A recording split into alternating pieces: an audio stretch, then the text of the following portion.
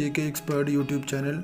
आज हम most important topic पे बात करेंगे यूनाइटेड नेशन ऑर्गेनाइजेशन यानी यूएनओ, और साथ साथ मैं आपको समझाता जाऊंगा कि ये किस तरह वजूद में आई, यूएनओ है क्या और इसके पीछे क्या वजूहात थी, ये किस तरह वजूद में आई।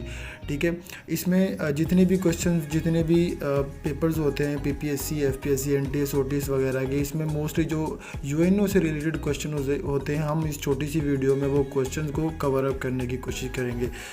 उससे पहले आपसे एक रिक्वेस्ट है कि आपने मेरा यूट्यूब चैनल सब्सक्राइब करना है आप जीके एक्सपर्ट के नाम से, और इसमें आपको जितने भी पेपर्स होते हैं सबके पास पेपर्स मिलेंगे और डेली की वीडियोस, डेली की टॉपिक की वीडियोस आपको इंशाल्लाह मिलती रहेंगी।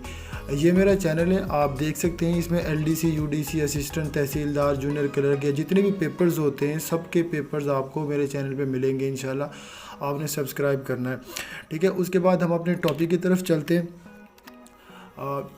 यूएनओ एक ऑर्गेनाइजेशन है, एक आलमी तंजीम, सबसे बड़ी तंजीम इसको को समझा जाता है, ठीक है। उससे पहले हम क्वेश्चन को डिस्कस करें कि मैं आपको समझा देता हूँ कि यूएनओ कैसे बनी, ठीक है। अबाउट यूएनओ, यूएनओ है क्या। जब वर्ल्ड वार 1 हुई 1914 से लेकर 1918 तक, तो एक ऑर्गेनाइजेशन बनी जंगों को रोकने के लिए, जिसको बोला जाता है लीग ऑफ नेशन। 1920 में ये बनी आफ्टर फर्स्ट वर्ल्ड वार, पहली जो जंग अजीम होती है। लेकिन ये जब बनी, लेकिन दोबारा जब ये बनने के बाद यूएनओ अभी बनी नहीं थी, लीग ऑफ नेशन अपना काम शुरू कर दिया। लेकिन लीग ऑफ नेशन ने वो काम किया जिसकी वजह से उसको ख़त्म करना पड़ा। वो काम था क्या कि जंगों को रोकना इसका काम था, लेकिन जंग नहीं रुक सकी और जंग अजीम दोम शुरू हो गई। जंग अजीम दोम का पीरियड मैं बता देता हूँ, 1939 में शुरू हुई और 1945 तक ये जंग लड़ी। तो कुछ लोगों ने सोचा, कुछ कंट्रीज़ ने सोचा कि जब हमने लीग ऑफ नेशन बनाई है जंगों को रोकने के लिए, तो जंग क्यों नहीं रुक रही। तो हम कुछ ऐसी ऑर्गेनाइजेशन बनाते हैं जिसमें पुरानी कंडीशंस तो नहीं होंगी, लेकिन नई कंडीशंस, नई टर्म्स के साथ हम उस ऑर्गेनाइजेशन को बनाएंगे और उस पर अमल दरामद भी करवाएंगे।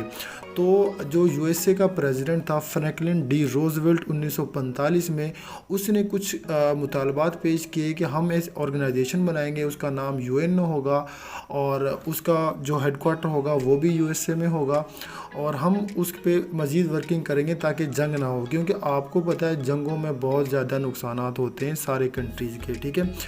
उसके बाद फर्स्ट जो सारा कुछ बताया यूएनओ के बारे में, इसमें हम देख लेते हैं। United Nation is the international organisation founded in 1945 after second world war. जैसा कि मैंने बताया, दूसरी जंग अजीम के बाद ये ऑर्गेनाइजेशन बनी, ठीक है। जिसका मकसद क्या था, ये 51 कंट्रीज़ ने मिलकर साइन किए एक चार्टर पे, एक, ठीक है, एक एग्रीमेंट था, उस पर साइन किए 51 कंट्रीज़ ने।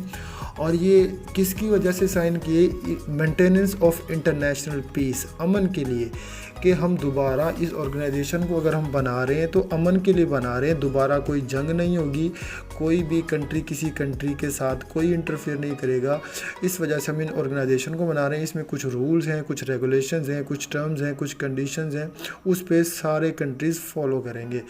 तो ये ऑर्गेनाइजेशन का मैंने आपको बिल्कुल बेसिक वो बता दिया, किस तरह ये वजूद में आई आफ्टर वर्ल्ड वार 2, किसने बनाई, कब बनी, और ये सारा कुछ मैंने आपको ओवरव्यू दे दिया। उसके बाद हम अपने क्वेश्चंस की तरफ चलते हैं, ठीक है। साथ साथ आप याद करते जाइएगा।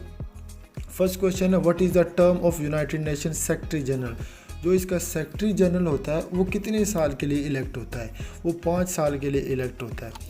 उसके बाद next question, how many members countries did the UNO have it's formation 1945। 1945 में ये हम पहले डिस्कस कर चुके हैं कि कितने मेंबर्स ने साइन किया था, 51 मेंबर्स ने मिल के इसे बनाया था। अब तो इसके मेंबर्स बढ़ गए हैं, उसको भी हम आगे डिस्कस करेंगे। Next question, the United nation was founded on, ठीक है। ये क्वेश्चन भी हमने अभी डिस्कस किया था अपनी डिस्कशन में कि ये कब बनी, 24 अक्टूबर 1945 को ये बनी। उसके बाद इसका नेक्स्ट क्वेश्चन है most important, how many official languages the United nation. UNO की ऑफिशियल लैंग्वेजेस कितनी हैं, 6 लैंग्वेजेस हैं, ठीक है। मैंने उनका शॉर्ट फॉर्म भी बना के आपको इसका एरो के नीचे दिखाया हुआ है। इसका शॉर्ट फॉर्म है FSEACR। एफ से मतलब फ्रेंच, एस से मेन स्पेनिश और ई से बनता है इंग्लिश, ठीक है। उसके बाद ACR अरेबिक, चाइनीज़, रशियन। आप इसको शॉर्ट फॉर्म को याद करेंगे, आपको सारी लैंग्वेजेस फिंगर टिप्स पे याद हो जाएंगी। ये मैंने शॉर्ट फॉर्म बनाया हुआ है, ठीक है। उसके बाद नेक्स्ट हमारे पास क्वेश्चन है, how many observer members are the UNO। पहले मैं आपको बता देता हूँ ऑब्जर्वर मेंबर्स कौन से होते हैं, ठीक है। जितने भी किसी ऑर्गेनाइजेशन के मेंबर होते हैं उससे कुछ हट के कुछ ऑब्जर्वर मेंबर्स होते हैं, ठीक है। कुछ परमानेंट होते हैं, कुछ ऑब्जर्वर, दो तरह के मेंबर्स होते हैं। ऑब्जर्वर मेंबर्स वो होते हैं जो उसका पार्ट तो नहीं होते ऑर्गेनाइजेशन का, लेकिन उनसे मशवरा लिया जाता है, उनको इजलास में बुलाया जाता है, लेकिन उनकी हाँ ना कोई मायने नहीं रखती, ठीक है। ऑब्जर्वर का दूसरा मतलब ये है कि उनको नेक्स्ट फ्यूचर में परमानेंट मेंबर की सीट हासिल हो सकती है। तो ये क्वेश्चन हमारा ये है कि यूएनओ के कितने ऑब्जर्वर मेंबर्स हैं। यूएनओ के 2 कंट्रीज़ ऑब्जर्वर मेंबर्स हैं, ठीक है, जिनमें मैंने आपको साथ मेंशन भी किया हुआ है, फ़लस्तीन और वेटिकन सिटी। 2 कंट्रीज़ ऐसी हैं जो यूएनओ के परमानेंट मेंबर्स नहीं हैं, इनको ऑब्जर्वर का नाम दिया जाता है। उसके बाद next question, how many countries are there member of the UNO present. कितने मेंबर्स हैं UNO में करंटली, ठीक है। 2 ऑब्जर्वर हैं, हमने अभी पिछले क्वेश्चन में डिस्कस किया, और परमानेंट कितने 193, टोटल मेंबर्स 193 हैं, ठीक है। 2 ऑब्जर्वर हैं। उसके बाद next question, which of the following is the main organ of UNO। जो मेन ऑर्गन्स होते हैं, मेन ऑर्गन मतलब मेन ऑर्गन तो बहुत ज़्यादा है, लेकिन सबसे ज़्यादा जो मेन ऑर्गन है UNO का वो जनरल असेंबली है। इसका मतलब ये है कि जितने मेंबर्स जनरल असेंबली के होंगे उतने ही मेंबर्स UNO के होंगे। और मैं आपको डिस्क्राइब कर देता हूँ कि अगर किसी कंट्री ने UNO का मेंबर बनना है, उससे पहले जनरल असेंबली का मेंबर बनना पड़ेगा, देन वो UNO का मेंबर बन सकेगा, ठीक है। ये मैंने आपको बिल्कुल डिस्क्राइब करके बता दिया ताकि आपको समझ आ जाए कि मेन ऑर्गन कौन सा है। वैसे तो 6 ऑर्गन है मेन, ठीक है, 6 ऑर्गन, उसको भी हम आगे डिस्कस करेंगे, लेकिन सबसे मेन ऑर्गन जो 6 में से वो जनरल असेंबली समझा जाता है। उसके बाद next question, which of the following is not one of the official language of UNO। ठीक है, आपके पास ये ऑप्शंस होंगे, आपने बताना है कौन सी ऑफिशियल लैंग्वेज नहीं है। आप शॉर्ट फॉर्म जो मैंने बनाया है आपने वो याद रखना है, FSEACR, ठीक है। तो इसमें आई आता है कहीं पे, बिल्कुल भी नहीं आता। तो इटालियन जो होगा, इटालियन लैंग्वेज होगी, वो ऑफिशियल लैंग्वेज नहीं होगी UNO की। उसके बाद next question, who coined the term of United nation. ये क्वेश्चन हमने पहले डिस्कस किया था अभी अपनी डिस्कशन में कि किसने बनाया जो UNO ऑर्गेनाइजेशन है, वो किसने बनाई। फ्रैंकलिन डी रोजवेल्ट, ये यूनाइटेड नेशन USA का प्रेसिडेंट था 1945 में। इसने ये नाम पेश किया, और जो बनाने के लिए सबसे ज़्यादा फोर्स थी, सबसे ज़्यादा जो मेन पर्सन थे वो फ्रैंकलिन डी रोजवेल्ट थे। उसके बाद next question, who is the current secretary general of United nation. Most important question है, कौन सा सेक्रेटरी जनरल है, उसका नाम क्या है, ठीक है। एंटोनियो गुटेरेस, ये सेक्रेटरी जनरल करंट है, ठीक है। उससे पीछे कौन था, बान की मून, सी ऑप्शन पे।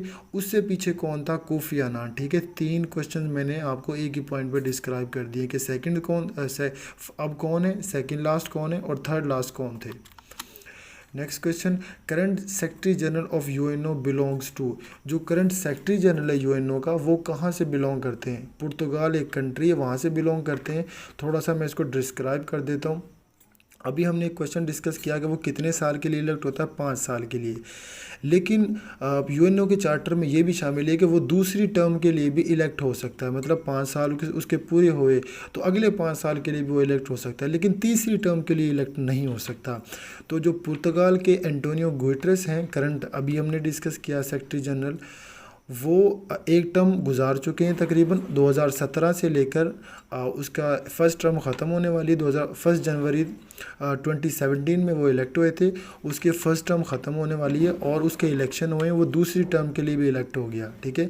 अब उसने मज़ीद 5 साल आगे सर्व करने, मतलब 10 साल अपने पूरे करके जाने, देन वो रिटायर्ड होंगे, ठीक है। ये डिस्कशन मैंने आपको इसी पॉइंट पे डिस्क्राइब कर दिए। ये UNO से रिलेटेड कुछ क्वेश्चंस थे जो हमने डिस्कस किए। सब्सक्राइब करें, आपकी सपोर्ट की ज़रूरत है। और इसी तरह ये मेरी फ़र्स्ट वीडियो थी जो एक टॉपिक वाइज वीडियो थी। इंशाल्लाह टॉपिक वाइज मैं वीडियो बनाता रहूँगा ताकि आपको मिलती रहे। Thank you for watching, keep supporting.